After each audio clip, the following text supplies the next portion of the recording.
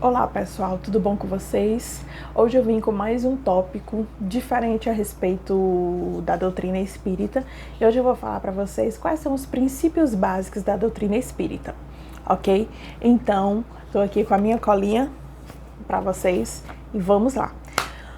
Bom, é lógico que como qualquer doutrina, principalmente é desenvolvida, né, e codificada por uma pessoinha bastante metódica, como foi Allan Kardec, não poderia faltar os princípios básicos dessa doutrina, que é o que nos move, certo? Para que a gente possa estabelecer critérios mais apurados dentro do espiritismo e a gente possa seguir eu não diria regras, mas esses princípios, né, nos dando um certo norte dentro do espiritismo.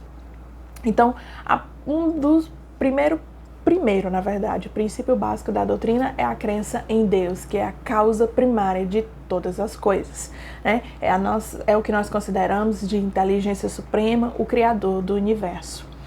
Nossa segunda crença, nosso segundo princípio é a existência dos espíritos, que são seres que povoam o universo, são criaturas que foram feitas por Deus e que elas são espalhadas pelo universo para se desenvolverem, evoluírem e chegarem à perfeição. Nós temos, como terceiro princípio, a crença na imortalidade.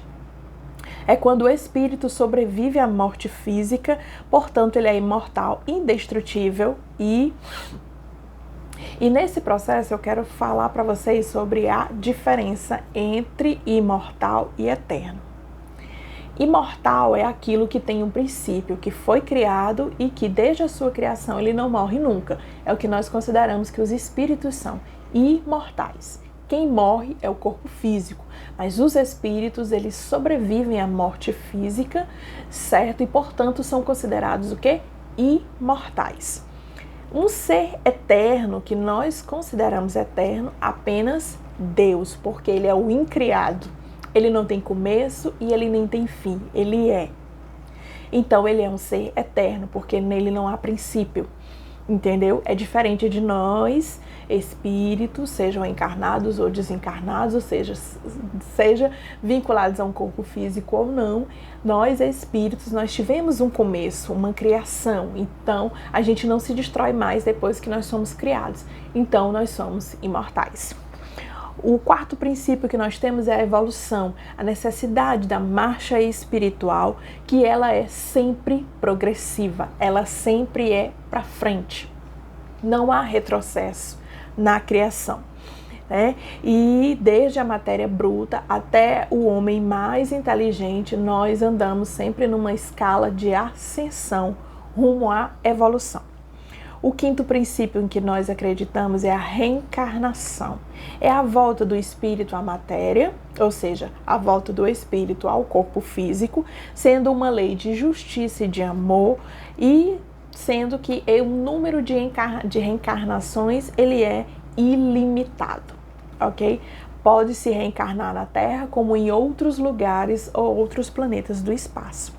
Nós entendemos a reencarnação por diversos aspectos, inclusive por conta de ser um aspecto bastante lógico, tanto do ponto de vista da ciência. Por exemplo, nós sabemos que a natureza,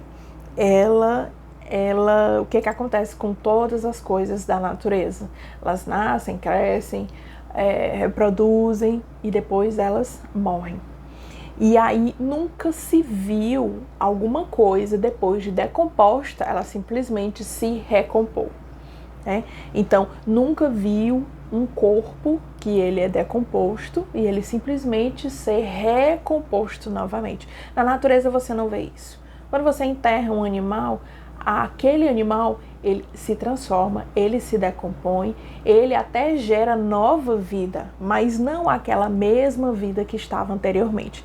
Então, por isso que nós acreditamos na reencarnação. Outra coisa, gente, vamos fazer uma comparação aqui bem simplesinha. Se você tem uma roupa que está bastante desgastada, qual é o melhor? Remendar ou comprar uma nova?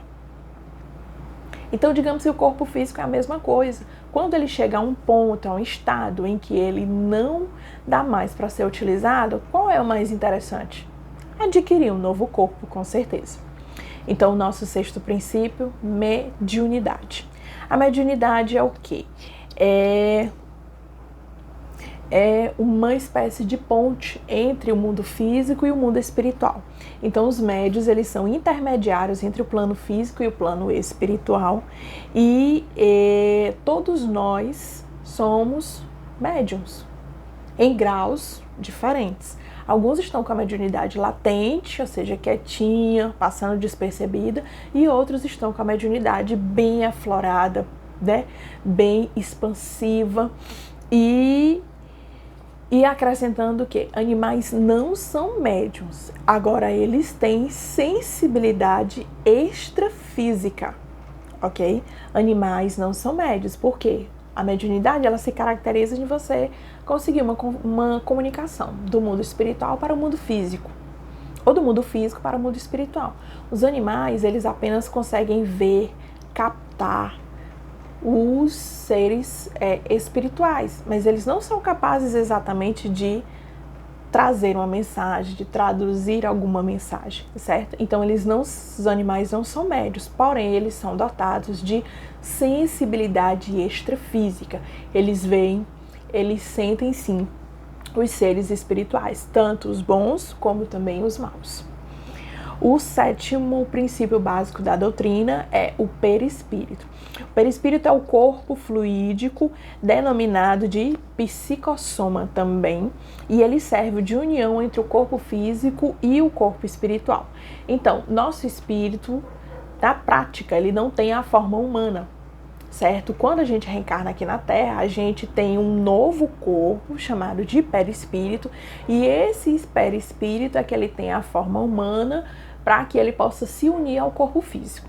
Mas aí, quando você perde o corpo físico, o perispírito continua, certo? Se você for passar um tempo ou reencarnar novamente aqui na Terra, você continua com esse perispírito. Se você for para um outro planeta, aí lá tem um outro perispírito diferente do daqui da Terra. Cada planeta tem um perispírito adequado para o seu tipo de matéria, para a sua experiência espiritual. Então, cada planeta tem um perispírito diferente. O perispírito aqui da Terra, né, dos espíritos que vão reencarnar ou estão reencarnados ou que vão passar um tempo aqui na Terra, é diferente do perispírito de, por exemplo, espíritos que são de Marte ou de qualquer outro planeta, ok? O oitavo princípio básico da doutrina é o livre-arbítrio, que é a liberdade de pensar e de agir de acordo com a sua vontade. É à medida que você evolui, você usa melhor a sua livre escolha. Entretanto,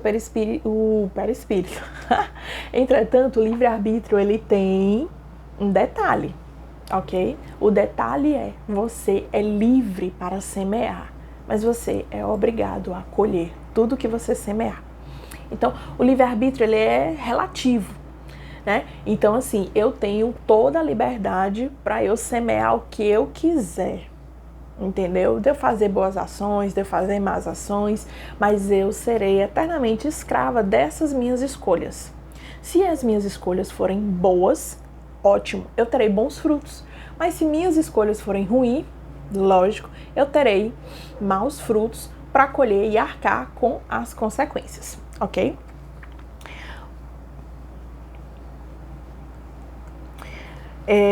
O oitavo é a lei de causa e efeito, ok? É uma das leis do universo feita por Deus. O espírito vive segundo essa lei de causa e efeito.